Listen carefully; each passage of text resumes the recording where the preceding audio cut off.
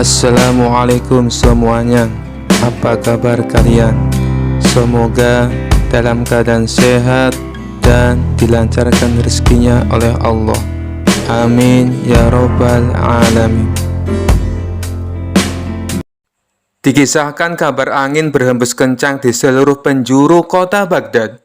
Seorang pendeta dari negeri seberang yang terkenal dengan kefasihan lidah dan ilmunya yang luas telah tiba di alun-alun kota. Dengan lantang dan penuh kesombongan, ia menantang para ulama dan cerdik pandai di Baghdad untuk berdebat dengannya. Adakah di antara kalian yang bisa menjawab 3 pertanyaanku yang paling mendasar? Teriak sang pendeta. Jika tak ada yang sanggup, akui sajalah keunggulan kami. Suasana menjadi tegang. Para ulama saling berpandangan. Sementara rakyat jelata hanya bisa berbisik-bisik cemas. Tak seorang pun yang berani maju menghadapi pendeta yang tampak begitu angkuh itu. Melihat tak ada yang menyahut, sang pendeta tersenyum mengejek. Baginda Raja Harun ar-Rasyid yang mendengar kabar ini dari para pengawalnya mulai gelisah agar diri negerinya dipertaruhkan. Panggil Abu Nawas, hanya dia yang bisa menghadapi orang sombong ini, titah Baginda Raja. Tak lama kemudian, Abu Nawas pun tiba di alun-alun dengan langkah santai, seolah tak ada beban. Ia mengenakan pakaiannya yang sederhana, kontras dengan jubah mewah sang pendeta. Hanya orang ini, orang biasa yang tampak tak terpelajar, cibir sang pendeta saat melihat Abu Nawas. Abu Nawas hanya tersenyum tipis. Wahai Tuan Pendeta yang terhormat, aku hanyalah hamba Allah yang bodoh. Namun, izinkan aku mencoba menjawab pertanyaan-pertanyaanmu yang katanya sulit itu. Sang pendeta tertawa terbahak-bahak. Baiklah orang aneh, dengarkan baik-baik pertanyaanku. Pertama, di manakah letak pusat bumi ini? Kedua, ada berapa banyakkah jumlah bintang di langit? Dan yang ketiga, apa yang sedang Tuhanmu lakukan saat ini? Seluruh alun-alun hening seketika. Pertanyaan itu terdengar begitu mustahil untuk dijawab. Wajah Baginda Raja pun tampak tegang. Abu Nawas tetap tenang. Ia melihat ke sekeliling, lalu membungkuk dan mengambil sebutir kerikil dari tanah. Ia berjalan ke tengah-tengah kerumunan, tepat di hadapan sang pendeta. Untuk pertanyaan pertama, Abu Nawas menancapkan tongkat yang dibawanya tepat di samping kerikil itu. Wahai Tuan Pendeta, pusat bumi berada tepat di titik ini, katanya dengan yakin. Sang pendeta mengerutkan kening. Bagaimana kau bisa membuktikannya? Dengan santai Abu Nawas menjawab, jika Tuan tidak percaya, silakan ukur sendiri dari semua penjuru. Jika meleset walau sejengkal pun, aku mengaku kalah. Sang pendeta terdiam. Tentu saja ia tidak mungkin mengukur seluruh bumi. Untuk pertanyaan kedua, Abu Nawas menunjuk seekor keledai yang kebetulan sedang diikat di dekat alun-alun. Jumlah bintang di langit, kata Abu Nawas dengan suara lantang, adalah sama persis dengan jumlah bulu yang ada di tubuh keledai ini. Tawa kecil mulai terdengar dari kerumunan. Sang pendeta tampak geram. Omong kosong, bagaimana bisa kau membuktikannya? Abu Nawas menggaruk kepalanya yang tidak gatal. Itu mudah sekali. Jika Tuan ragu, silakan hitung sendiri bulu keledai itu satu persatu. Jika jumlahnya berbeda dengan jumlah bintang yang Tuan hitung nanti malam, salahkan aku. Sang pendeta kembali dibuat mati kutu. Menghitung bulu keledai adalah pekerjaan yang mustahil, sama mustahilnya dengan menghitung bintang di langit. Wajahnya memerah menahan malu dan marah. Dan pertanyaan terakhirmu, lanjut Abu Nawas. Suaranya kini terdengar lebih serius. Apa yang sedang Tuhan lakukan saat ini? Abu Nawas memandang sang pendeta lekat-lekat. Untuk menjawabnya, kita harus bertukar tempat. Aku akan naik ke panggungmu, dan engkau turun ke tempatku. Meskipun bingung, sang pendeta yang sudah terpojok itu menuruti permintaan Abu Nawas. Ia turun dari panggung kecil tempatnya berdiri, dan Abu Nawas naik menggantikannya. Dari atas panggung, Abu Nawas memandang kerumunan dan sang pendeta yang kini berada di bawah. Dengan suara yang menggema, Abu Nawas berkata, inilah yang sedang Tuhan lakukan saat ini.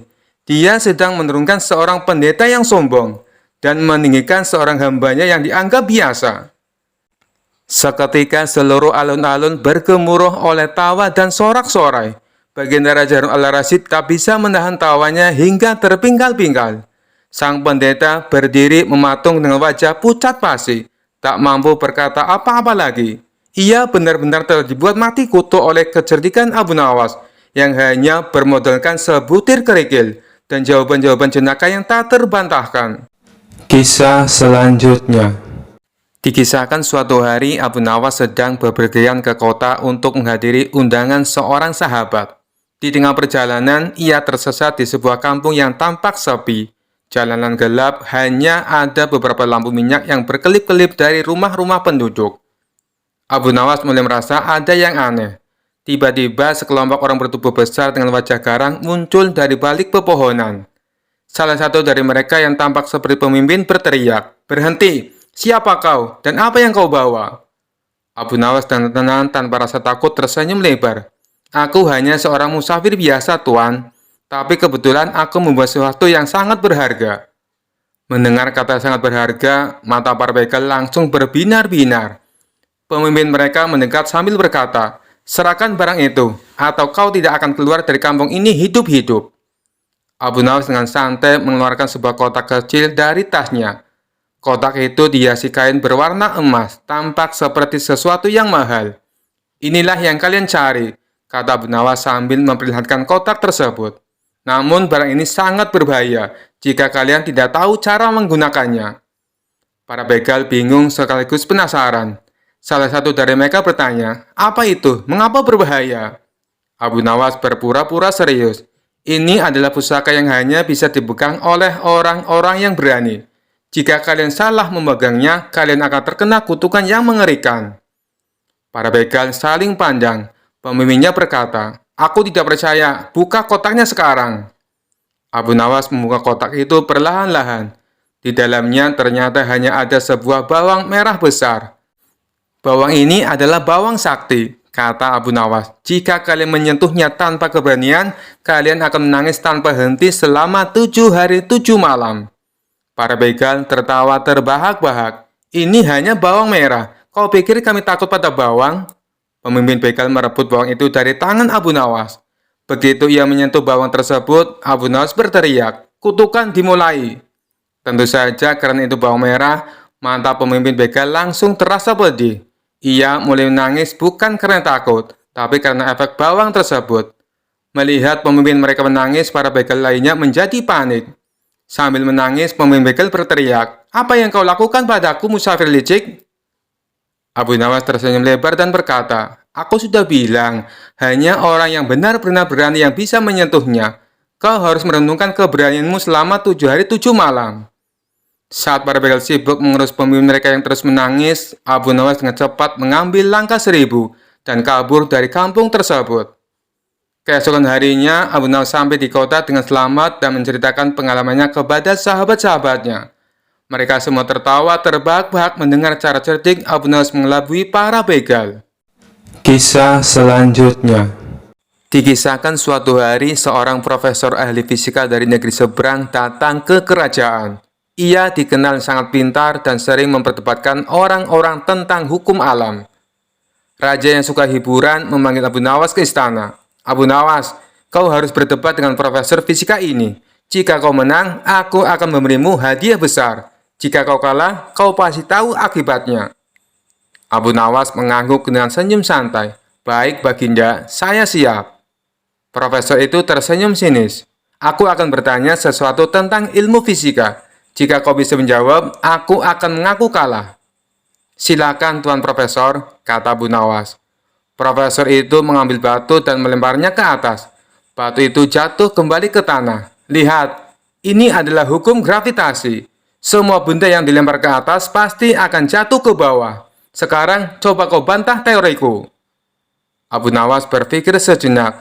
Lalu ia berdiri, mengambil sorbannya dan melemparnya ke atas. Karena sorbannya ringan dan angin sedang bertiup, sorban itu justru terbang dan melayang-layang di udara sebelum jatuh jauh dari tempatnya berdiri. "Lihat," kata Abu Nawas, "benda yang dilempar ke atas tidak selalu jatuh ke bawah. Buktinya, sorban saya malah terbang." Profesor terdiam. Ia mencoba menjelaskan, Itu karena angin yang meniupnya.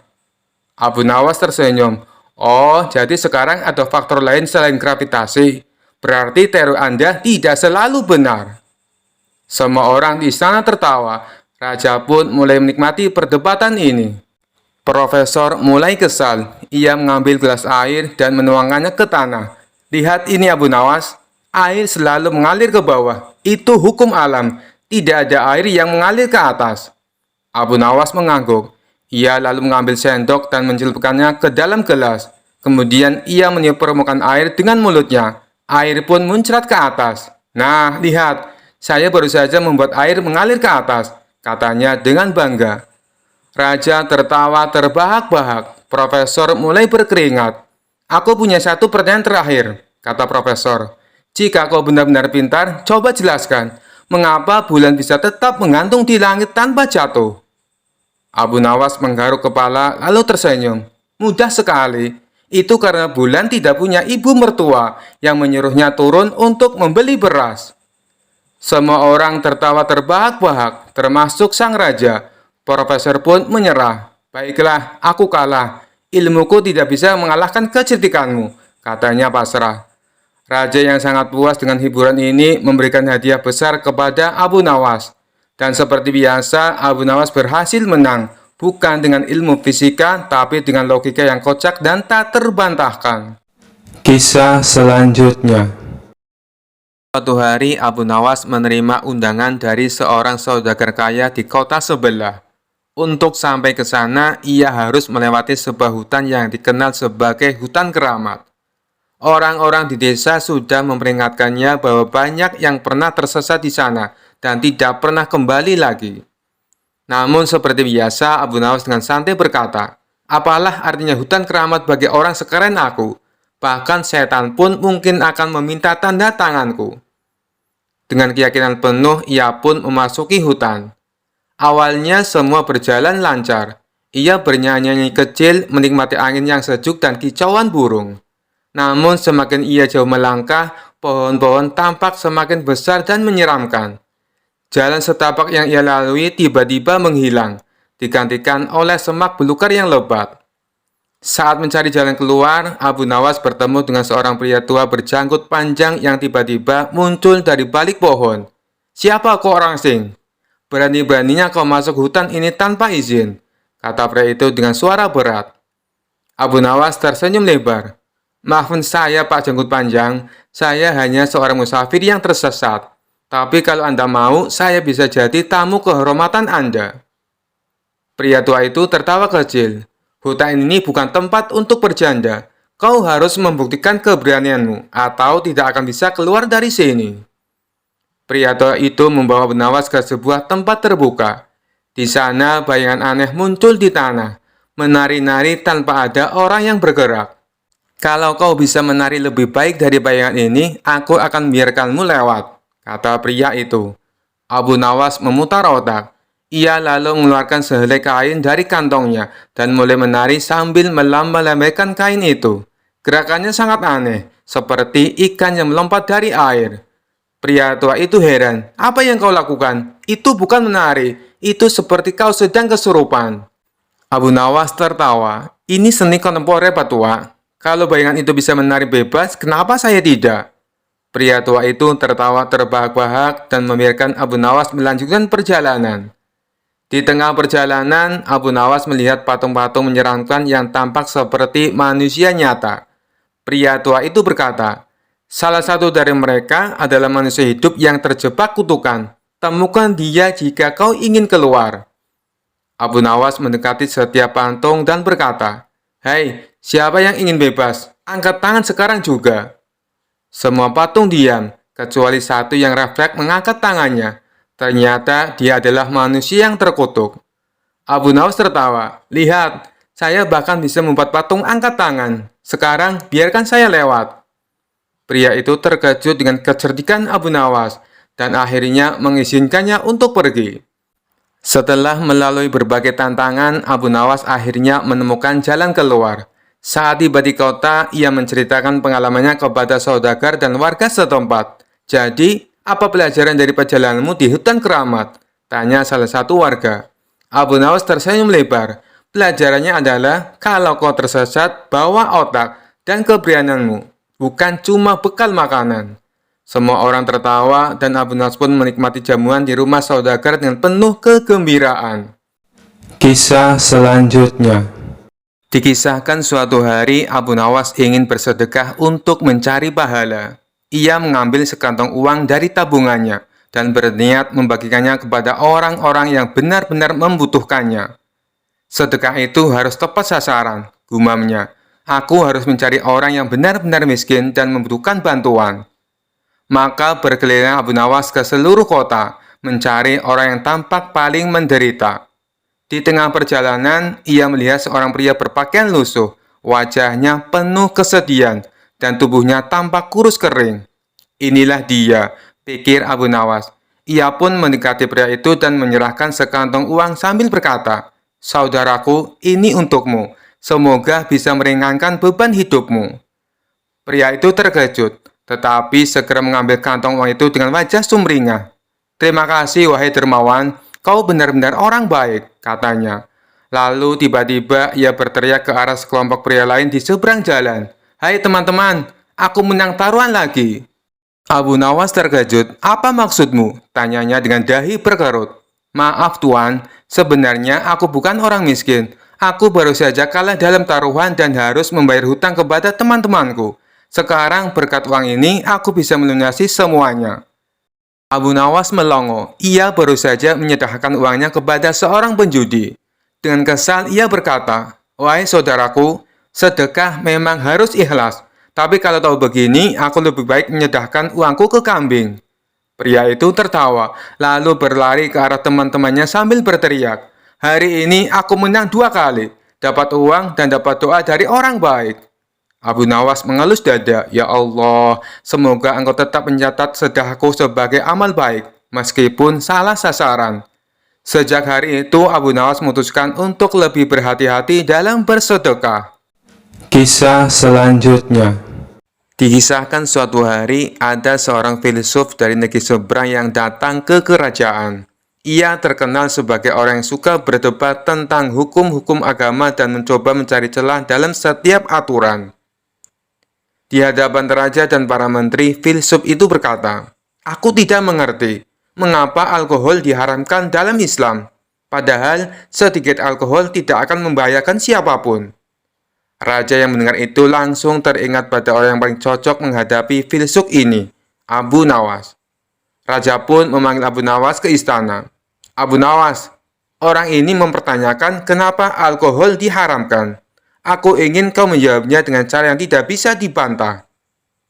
Abu Nawas tersenyum, "Tentu Baginda, aku akan menjawab dengan cara yang sangat sederhana." Abu Nawas menatap filsuf itu dan berkata, "Tuan, menurut Anda, apakah setetes alkohol akan membuat seseorang mabuk?" Filsuf itu tertawa kecil. "Tentu tidak. Setetes alkohol tidak akan membuat siapapun mabuk."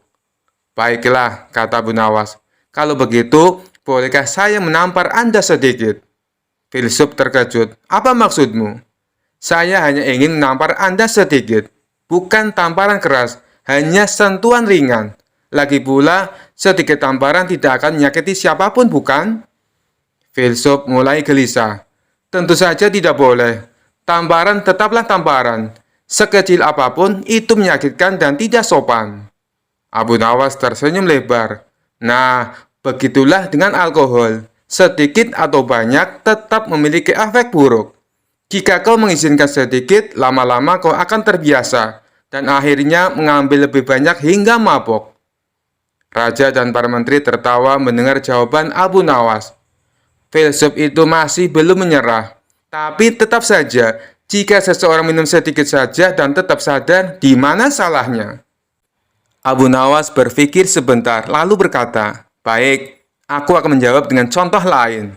Katakanlah, seseorang memasukkan setetes kotoran ke dalam secangkir kopimu. Apakah kau masih mau meminumnya?" Filsuf itu langsung merasa jijik. "Tentu saja tidak, sekalipun itu hanya setetes, tetap menjijikan." Abu Nawas mengangguk. "Nah, begitu pula dengan alkohol. Walaupun hanya sedikit, itu tetap merusak. Islam mengajarkan kita untuk menjauhi sesuatu yang buruk sepenuhnya, bukan hanya menghindari yang berlebihan. Filsuf terdiam, ia mencoba mencari celah dalam logika Abu Nawas, tapi tidak menemukan apapun untuk dibantah. Akhirnya ia mengangguk dan berkata, "Baiklah, aku mengerti sekarang. Penjelasanmu sungguh masuk akal." Raja pun tertawa puas. "Abu Nawas, seperti biasa, kau telah memenangkan debat ini. Hadiah besar menantimu." Abu Nawas hanya tersenyum, sementara filsuf itu pergi dengan wajah tertunduk, kalah telak dalam berdebat. Kisah selanjutnya. Dikisahkan pada suatu hari, Raja Harun al-Rasyid mengangkat beberapa gubernur baru untuk mengurus wilayah-wilayah di kerajaannya. Para gubernur ini adalah orang-orang yang merasa sangat pintar dan sering membantah keputusan raja, karena menganggap diri mereka lebih tahu segalanya. Melihat ini, sang raja merasa kesal. Bagaimana mungkin para gubernur ini berani membantahku, padahal aku yang mengangkat mereka. Aku harus memberi mereka pelajaran, pikirnya. Lalu sang raja memanggil Abu Nawas dan berkata, "Abu Nawas, aku ingin kau menguji para gubernur baru ini. Aku ingin melihat apakah mereka benar-benar secerdas yang mereka kira." Abu Nawas tersenyum penuh arti. "Baik, Baginda, serahkan urusan ini kepadaku." Keesokan harinya, Abu Nawas mengundang semua gubernur baru ke sebuah perjamuan mewah di istana. Makanan melimpah, minuman segar, dan hiburan menarik membuat para gubernur merasa sangat senang. Namun di tengah-tengah jamuan, Abu Nawas tiba-tiba berdiri dan berkata, "Wahai para gubernur, karena kalian adalah orang-orang terhormat, aku ingin mengajukan sebuah pertanyaan sederhana.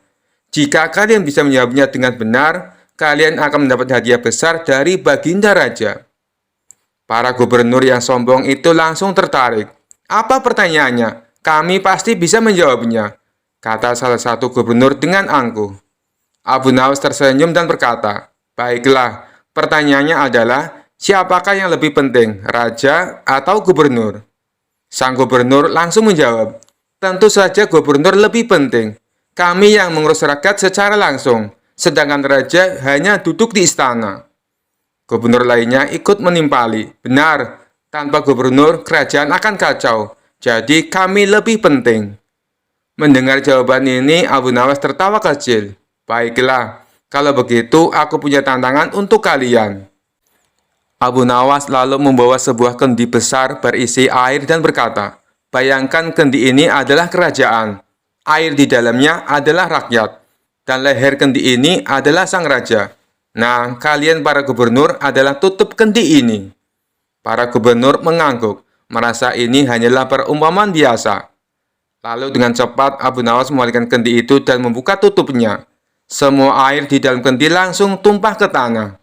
Para gubernur terkejut. "Apa maksudnya ini, Abu Nawas?" tanya salah satu dari mereka. Abu Nawas tersenyum santai. "Lihatlah, saat tutup kendi ini dibuka, airnya langsung keluar dan hilang. Begitu pula dengan kalian. Jika seorang gubernur merasa lebih penting dari raja dan tidak mau tunduk kepadanya, maka seperti air dalam kendi, rakyat pun akan berantakan." Para gubernur terdiam. Wajah mereka mulai memerah. Mereka akhirnya sadar bahwa tanpa raja, mereka tidak akan punya kekuasaan apa-apa. Saat itulah Raja Harun al-Rasyid masuk ke ruangan dengan tawa puas. "Abu Nawas, kau memang luar biasa." Para gubernur ini akhirnya mengerti pelajaran mereka. Sejak hari itu, para gubernur tidak lagi membantah raja sembarangan. Kisah selanjutnya. Dikisahkan pada suatu hari di Baghdad tersiar kabar bahwa seorang pendeta terkenal datang ke kota. Pendeta itu dikenal sangat pandai berdebat dan sering mempermainkan lawan bicaranya. Kali ini ia berniat mempermalukan kaum muslim dengan berpura-pura masuk Islam dan mengajukan pertanyaan-pertanyaan sulit. Setelah mendengar kabar ini, Baginda Raja Harun al-Rasyid segera memanggil Abu Nawas. "Abu Nawas, aku ingin kau menghadapi pendeta licik itu. Buktikan kepadanya bahwa Islam tidak bisa dipermainkan," perintah Baginda Raja dengan suara lantang. Abu Nawas tersenyum santai. "Tenang Baginda, serahkan saja padaku. Aku akan membuatnya pusing 7 keliling." Keesokan harinya di istana yang megah, pendeta itu datang dengan wajah penuh percaya diri. Ia berdiri di hadapan Baginda Raja dan berkata, "Wahai Baginda Raja, aku ingin masuk Islam. Tapi ada beberapa pertanyaan yang ingin kutanyakan sebelum aku benar-benar yakin." Baginda Raja tersenyum dan berkata, "Tentu saja, kau boleh bertanya kepada orang paling cerdik di negeri ini, yaitu Abu Nawas." Abu Nawas melangkah maju dengan senyum jenaka di wajahnya. "Silakan Tuan Pendeta, apa yang ingin kau tanyakan?" Pendeta itu tersenyum licik dan berkata, "Jika benar Allah itu Maha Kuasa, bisakah Dia menciptakan batu yang begitu besar hingga Dia sendiri tidak bisa mengangkatnya?" Baginda Raja dan para ulama yang mendengar itu terdiam. Pertanyaan yang licik dan menjebak. Tapi Abu Nawas dengan tenang menjawab, "Oh, tentu bisa." Pendeta terbelalak. "Apa? Benarkah?" Abu Nawas mengangguk santai. "Ya, bisa. Tapi setelah menciptakan batu sebesar itu, Allah juga bisa membuat kekuatan yang lebih besar lagi untuk mengangkat batu tersebut. Beres kan?" Pendeta terdiam sejenak. Wajahnya mulai tegang. Ia tak menyangka jawaban Abu Nawas begitu sederhana namun cerdas. "Baiklah kalau begitu. Pertanyaanku yang kedua, di manakah arah wajah Allah menghadap saat Dia tidur?" Tanyanya dengan licik. Abu Nawas nyengir lebar. "Nah, ini pertanyaan bagus. Tapi sebelumnya, bisakah kau menjelaskan kepadaku, kapan Allah tidur? Sejak kapan Dia mengantuk?" Pendeta terbata-bata. "Saya nggak tahu sih." Abu Nawas melanjutkan, "Allah itu tidak tidur, Tuan Pendeta, tidak mengantuk dan tidak pernah lelah. Jadi pertanyaanmu tadi tidak berlaku." Pendeta mulai berkeringat dingin. "Oh, baiklah. Kalau begitu pertanyaanku yang ketiga." Pendeta itu mencoba bertanya lebih licik lagi. "Kalau begitu, tolong tunjukkan kepadaku bentuknya malaikat maut." Abu Nawas tersenyum jahil. "Oh, gampang sekali. Tapi ada syaratnya." Pendeta penasaran. "Apa syaratnya?" Abu Nawas menjawab dengan santai. "Kau harus mati dulu. Setelah itu, aku akan menunjukkan malaikat maut kepadamu." Semua orang di istana tertawa terbahak-bahak. Pendeta itu mulai gemetar. Ia tak menyangka Abu Nawas bisa selucu dan sepintar ini. Pendeta mulai panik, tapi ia belum mau menyerah. "Oke, pertanyaan terakhir. Kalau kau bisa menjawab ini, aku benar-benar akan masuk Islam." Abu Nawas mengangguk. "Baik, silahkan." Pendeta menghela nafas dalam-dalam. "Jika memang surga dan neraka itu ada, coba tunjukkan padaku sekarang. Bawa aku ke sana." Abu Nawas berpikir sejenak, lalu tersenyum. "Oh, gampang. Ikut aku." Abu Nawas membawa pendeta itu ke dapur istana. Di sana, para juru masak sedang memasak makanan yang sangat enak, aroma daging panggang dan rempah-rempah memenuhi udara. Abu Nawas berkata, "Ini adalah surga, tempat yang penuh dengan kenikmatan dan kelezatan." Pendeta mengangguk-angguk. "Wah, lezat sekali baunya." Abu Nawas kemudian membawa pendeta ke ruangan penyimpanan kayu bakar. Ruangan itu gelap, panas, dan penuh asap. "Nah, ini neraka. Panas, pengap, dan bikin sesak napas." Pendeta mulai protes. "Tunggu, ini cuma dapur dan gudang. Kau menipuku?" Abu Nawas terkekeh-kekeh.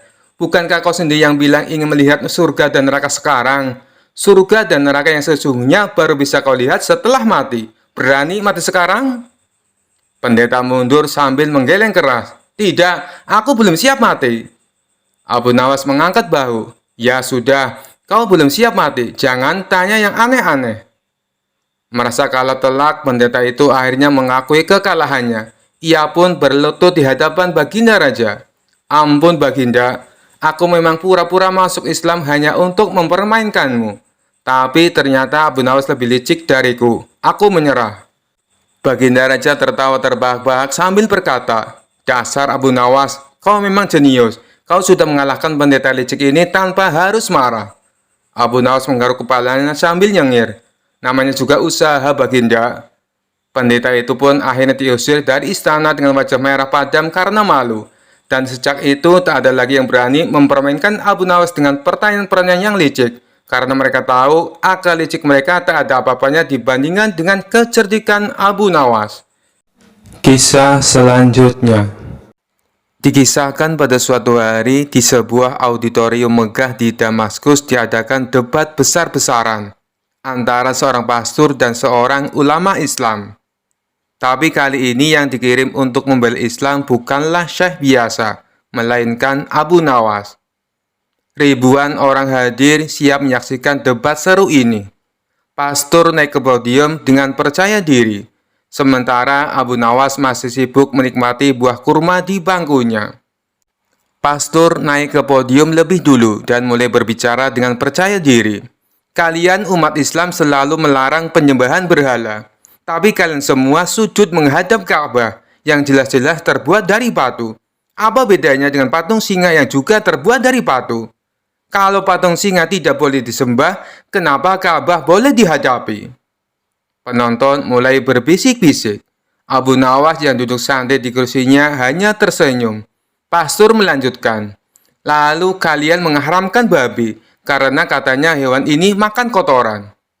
Tapi saya punya peternakan babi yang diberi makan sayuran dan minum susu. Sementara ayam-ayam kalian malah suka makan kotoran. Jadi mana yang lebih bersih? Para hadirin mulai terdiam. Pastor tersenyum puas. Abu Nawas bangkit dari kursinya, melangkah santai ke depan lalu berkata, yang pertama soal Ka'bah. Kami tidak menyembah batu, tapi menaati perintah Tuhan. Kalau Tuhan menyuruh kami sholat menghadap pohon, kami akan menghadap pohon. Kalau diperintah menghadap sandal, ya kami menghadap sandal. Yang penting taat, bukan batunya. Hadirin tertawa mendengar jawaban nyeleneh Abu Nawas. Pastor terdiam, tapi tetap mencoba mempertahankan argumennya. Abu Nawas melanjutkan, nah sekarang soal babi. Tadi Anda bilang babi itu bersih karena makan sayuran. Baiklah, saya beri contoh mudah. Kalau Anda punya anjing, lalu Anda kasih makan kue setiap hari, apakah anjing itu berubah jadi kelinci? Tidak kan? Tetap anjing. Seluruh auditorium meledak dalam tawa. Pastor mulai gelisah, tapi Abu Nawas belum selesai. Sekarang saya beri eksperimen sederhana. Tolong panitia bawa 1 ekor ayam dan 1 ekor babi ke panggung. Seekor ayam dan seekor babi dinaikkan ke panggung. Abu Nawas berkata, perhatikan baik-baik.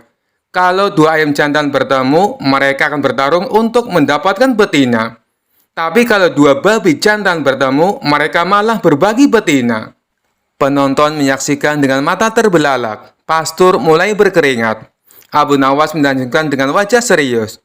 Dalam Islam, kita punya aturan menjaga kehormatan.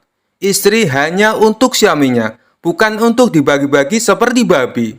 Maka dari itu, babi diharamkan, bukan cuma karena makanannya, tapi juga kelakuannya.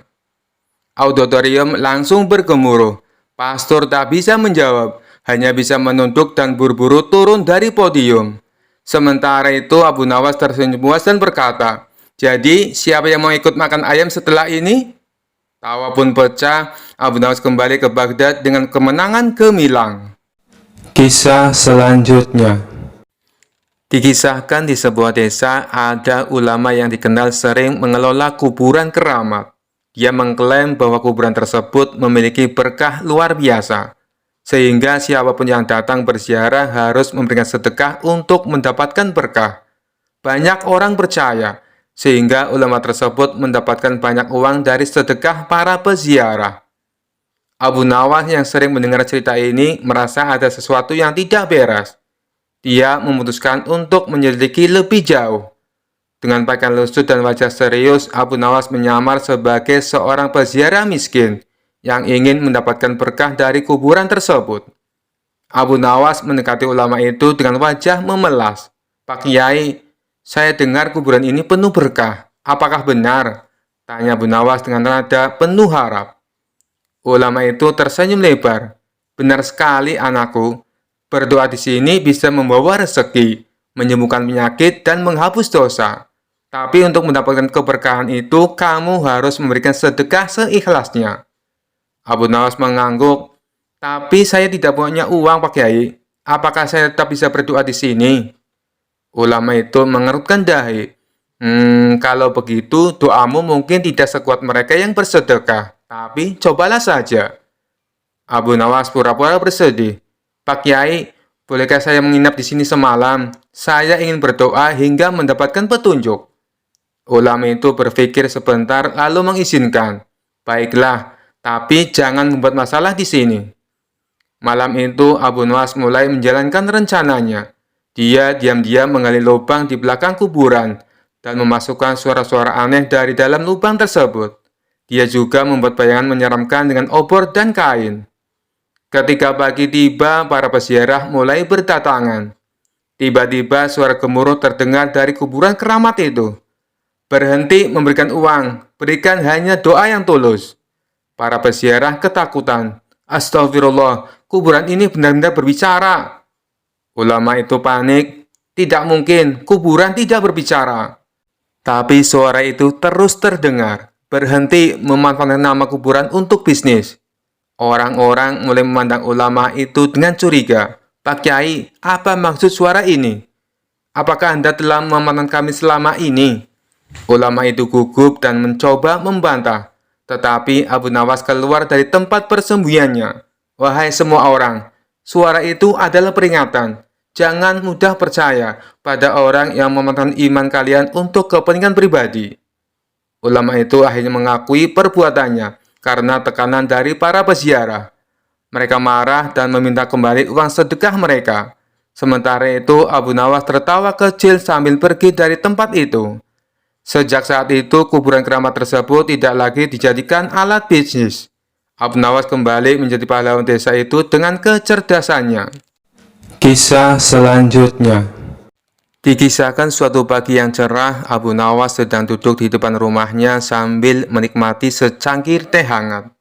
Tiba-tiba seorang tetangga bernama Pak Jalal datang dengan wajah cemberut, membawa seutas tali yang ujungnya terikat bulu ayam.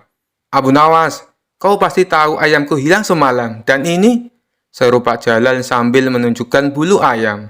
Aku menemukan bulu ayam ini di depan rumahmu. Kau pasti mencurinya. Abu Nawas terkejut, tapi ia tetap tenang. Dengan gaya santai, ia menatap bulu ayam itu dan berkata, Pak Jalal, ini hanya bulu ayam. Mana buktinya kalau aku yang mencuri ayammu? Jangan pura-pura, Abu Nawas. Kau pasti pelakunya, bentak Pak Jalal. Baiklah, kata Abu Nawas sambil tersenyum.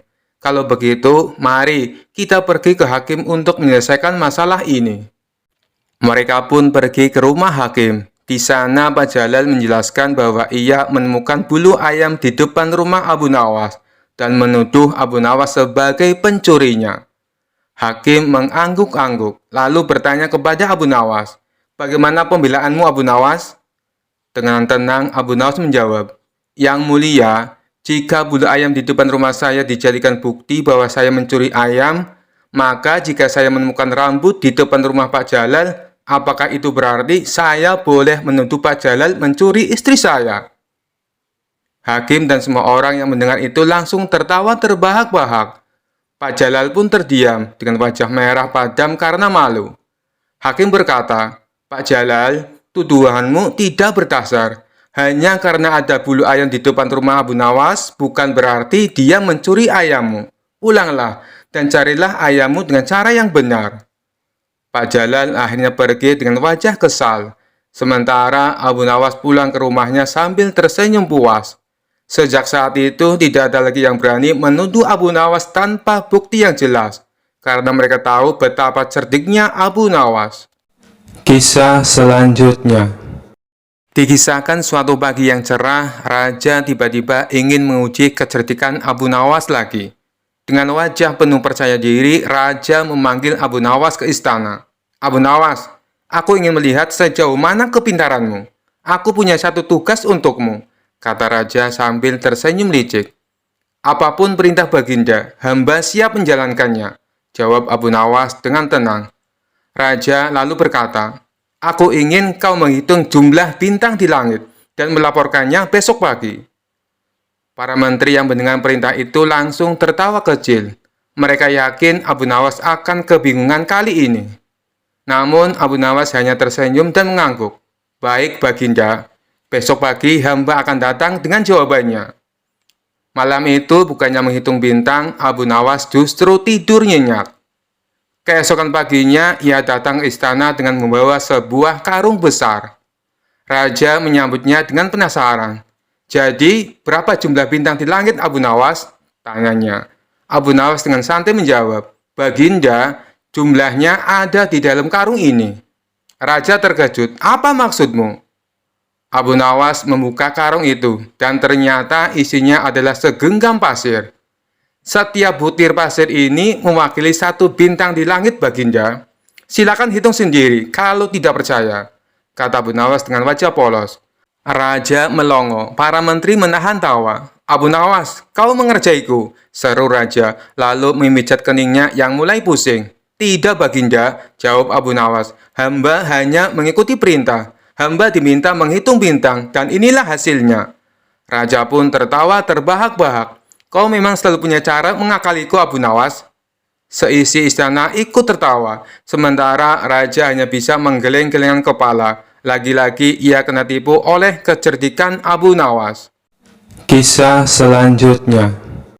Dikisahkan suatu hari Abu Nawas sedang berjalan-jalan di hutan untuk mencari ilham. Namun karena terlalu asik berpikir, ia malah tersesat jauh ke dalam hutan yang sangat lebat. Ia berusaha mencari jalan keluar, tetapi yang ditemukan justru sebuah gua besar dengan pintu gerbang emas bertuliskan "Selamat datang di kerajaan ular". Astagfirullah, jangan-jangan ini tempat ular raksasa, gumam Abu Nawas dengan wajah pucat. Namun karena rasa penasarannya lebih besar daripada ketakutannya, ia melangkah masuk. Begitu memasuki gua, tiba-tiba tanah di bawah kakinya bergoyang, dan ia terjatuh ke dalam lubang yang dalam. Saat membuka mata, Abu Nawas mendapati dirinya dikelilingi oleh manusia yang aneh. Mereka memiliki tubuh manusia, tetapi wajah mereka seperti ular. Loh, ini mimpi atau kenyataan? Gumamnya sambil mengucek mata. Seorang pria berbadan besar dan bersisik emas mendekatinya. Kau siapa, orang asing? Kenapa masuk ke kerajaan kami? Tanyanya dengan suara mendesis. Saya hanya pejalan kaki yang tersesat, jawab Abu Nawas dengan hati-hati. Sang Raja Ular yang duduk di sana bertatakan batu permata tersenyum lebar. Baiklah, karena kau telah datang ke sini, kau harus menerima hukuman atau hadiah. Hadiah? Tentu saja, jawab Abu Nawas tanpa pikir panjang. Tepat, hadiahmu adalah menikahi 100 wanita cantik di kerajaan kami, seru Raja Ular. Mata Abu Nawas langsung terbelalak. Hah? Saya harus menikahi 100 wanita? Ya, di sini ada banyak wanita cantik yang butuh suami. Mereka akan mengurusmu seumur hidup.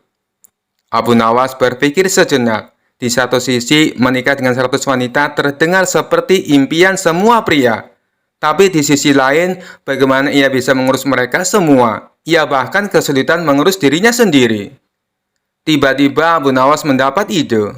Ia berdiri tegak dan berkata, Wahai Raja Ular, saya sangat senang dan terhormat menerima hadiah ini. Tapi izinkan saya jujur, saya memiliki penyakit aneh.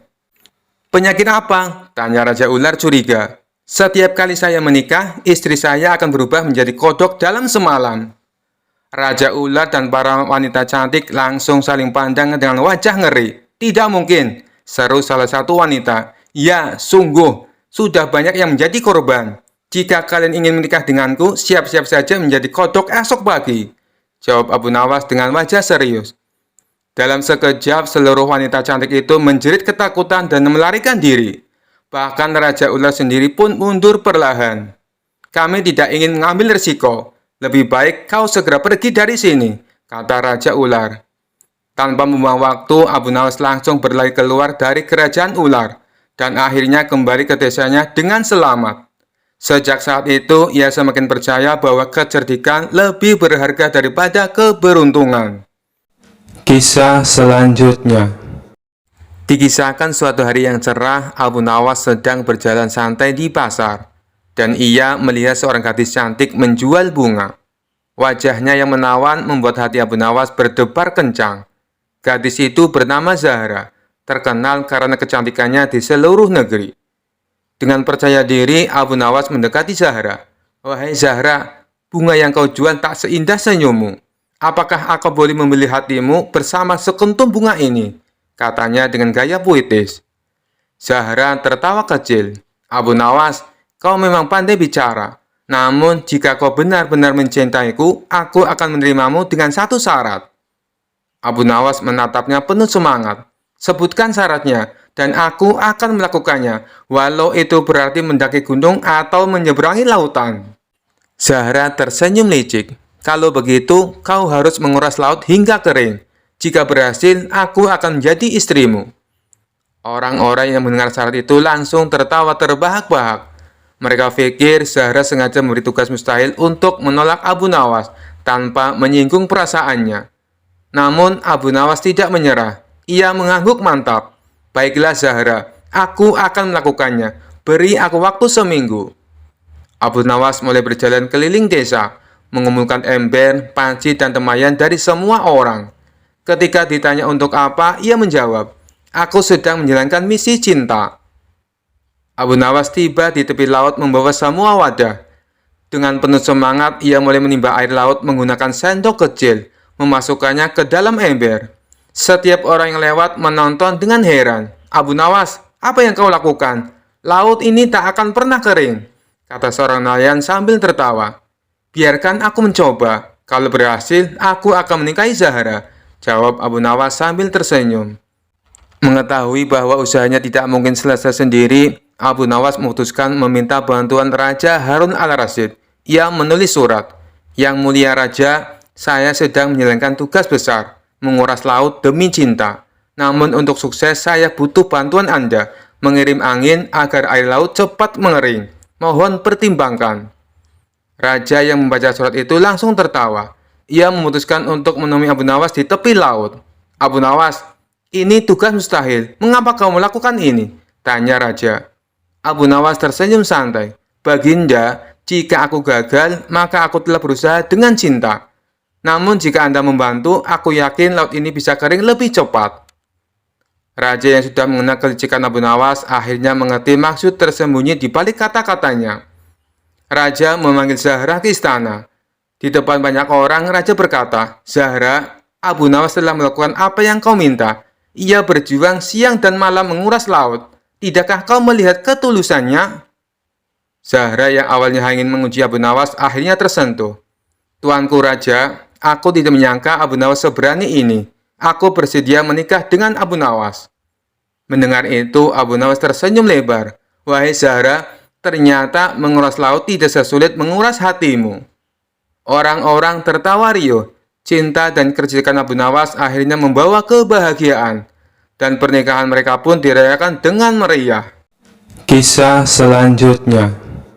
Dikisahkan pada suatu hari ada seorang pria yang sombong dan suka menghujat Allah di pasar kota Baghdad. Ia sering berteriak lantang, jika Allah itu ada, buktikan pada aku. Aku bahkan tidak takut padanya. Aku bisa melakukan apapun termasuk minum racun tanpa terluka. Orang-orang yang mendengar ucapan itu geram, tetapi tak ada yang berani melawan pria itu, karena badannya besar dan bicaranya kasar. Raja Harun al-Rasyid yang mendengar kabar itu meminta Abu Nawas untuk menghadapinya. Aku ingin kau berdebat dengannya Abu Nawas. Jika kau bisa membungkamnya, aku akan memberimu hadiah besar, perintah sang raja. Abu Nawas mendatangi pria sombong itu di alun-alun. Dengan santai ia berdiri di tengah kerumunan dan berkata, Wahai Tuan Besar, aku dengar kau merasa berani menantang Allah. Benarkah itu? Benar sekali. Apa kau juga ingin menantangku? Aku tidak takut pada siapapun, termasuk Tuhanmu, jawab pria itu dengan congkak. Abu Nawas tersenyum. Baiklah, jika kau merasa hebat, aku ingin menguji keberanianmu. Minumlah racun ini, katanya sambil mengeluarkan botol kecil yang berisi cairan hitam pekat. Pria itu sedikit terkejut, tetapi ia tidak ingin terlihat takut di depan banyak orang. Apa racun ini benar-benar mematikan? Tanyanya ragu. Tentu saja, hanya orang yang percaya pada Allah yang bisa selamat setelah meminumnya, jawab Abu Nawas dengan nada meyakinkan. Kalau begitu, kau dulu yang minum, baru aku percaya, tantang pria tersebut. Abu Nawas mengangguk dan dengan tenang meminum seteguk cairan hitam itu. Ia pura-pura menikmati, bahkan berdecak. Rasanya enak seperti madu. Orang-orang tercengang. Wah, Abu Nawas selamat. Pria sombong itu tidak mau kalah. Ia mengambil botol tersebut dan menenggak isinya. Namun, begitu cairan itu masuk ke tenggorokannya, ia mulai muntah-muntah dan merasa pusing. Apa ini? Kenapa tubuhku panas sekali? Teriaknya panik. Abu Nawas tertawa kecil. Tuan, itu bukan racun. Itu hanya campuran cuka dan rempah-rempah. Tapi rasa mualmu itu berasal dari ketakutanmu sendiri. Kau tahu mengapa aku tidak apa-apa? Karena aku percaya pada Allah yang menciptakan segala sesuatu dengan sempurna. Pria itu terdiam, wajahnya memerah karena malu. Aku salah, aku tidak seharusnya menghujat Allah. Ampunilah aku, katanya sambil berlutut di hadapan Abu Nawas. Abu Nawas tersenyum penuh kemenangan. Semoga kejadian ini menjadi pelajaran bagimu, bahwa kekuatan manusia tidak ada apa-apanya dibandingkan dengan kekuasaan Allah. Raja Harun al-Rasyid yang menyaksikan dari kejauhan sangat puas dengan kecerdikan Abu Nawas. Ia pun memberikan hadiah besar sementara pria sombong itu pergi dari alun-alun dengan kepala tertunduk menjadi bahan tertawaan banyak orang. Kisah selanjutnya. Dikisahkan suatu hari raja ingin menguji kecerdasan Abu Nawas dengan cara yang berbeda. Ia memanggil seorang cendekiawan kerajaan yang terkenal sebagai orang paling pintar di istana. Hari ini aku ingin melihat siapa yang lebih cerdas. Abu Nawas, kau akan berdebat dengan Guru Iskandar, orang paling pintar di istana, kata raja dengan penuh semangat. Para menteri dan penasihat istana langsung bersorak. Mereka yakin kali ini Abu Nawas akan kalah telak. Namun Abu Nawas tetap tenang dan tersenyum. Baik Baginda, hamba siap. Debat pun dimulai. Raja memberi aturan bahwa mereka hanya boleh menjawab dengan ya atau tidak. Guru Iskandar membuka perdebatan dengan percaya diri. Abu Nawas, apakah kau masih bodoh seperti dulu? Tanyanya sambil tersenyum sinis. Abu Nawas tersenyum santai. Jika ia menjawab iya, berarti ia mengaku bodoh. Jika ia menjawab tidak, itu berarti dulu ia memang bodoh. Tanpa ragu, Abu Nawas menjawab, bagaimana menurut Anda? Guru Iskandar terkejut. Ia berpikir sejenak lalu melanjutkan. Abu Nawas, apakah kau pernah melakukan kesalahan dalam hidupmu? Abu Nawas kembali tersenyum. Bukankah setiap manusia pernah melakukan kesalahan? Termasuk Anda. Guru Iskandar mulai berkeringat. Para penonton mulai berbisik-bisik, kagum dengan cara Abu Nawas menghindari jebakan pertanyaan. Lalu Abu Nawas balik bertanya, Guru Iskandar, apakah Anda sudah berhenti menjadi orang bodoh? Guru Iskandar kaget. Jika ia menjawab iya, berarti ia mengakui pernah bodoh. Jika ia menjawab tidak, berarti ia masih bodoh. Seisi istana terdiam menunggu jawabannya. Guru Iskandar bingung dan akhirnya berkata, ini pertanyaan yang sulit. Abu Nawas tersenyum lebar. Kalau pertanyaan hamba sulit, berarti hamba lebih pintar, bukan? Raja dan seluruh hadirin tertawa terbahak-bahak. Abu Nawas, kau memang tak terkalahkan dalam kecerdikan, kata raja sambil mengusap perutnya yang sakit karena terlalu banyak tertawa. Guru Iskandar hanya bisa menghela nafas, menyadari bahwa ia telah kalah dalam debat tergokil sepanjang sejarah istana. Kisah selanjutnya. Dikisahkan di kota Baghdad ada seorang pria licik dan tamak bernama Abu Jahil. Meskipun namanya mirip dengan tokoh zaman dahulu, kelakuannya lebih parah. Ia selalu iri dengan kecerdikan Abu Nawas dan ingin menyingkirkannya. Suatu hari, Abu Jahil mendengar kabar bahwa ada seorang dukun sakti yang bisa membuat seseorang menjadi kaya raya, dengan syarat harus memberikan tumbal manusia cerdik. Siapa orang paling cerdik di Baghdad? Tentu saja Abu Nawas, pikir Abu Jahil sambil tertawa jahat. Ia pun segera menemui dukun tersebut. Abu Jahil mendekati Abu Nawas dengan wajah penuh senyum palsu.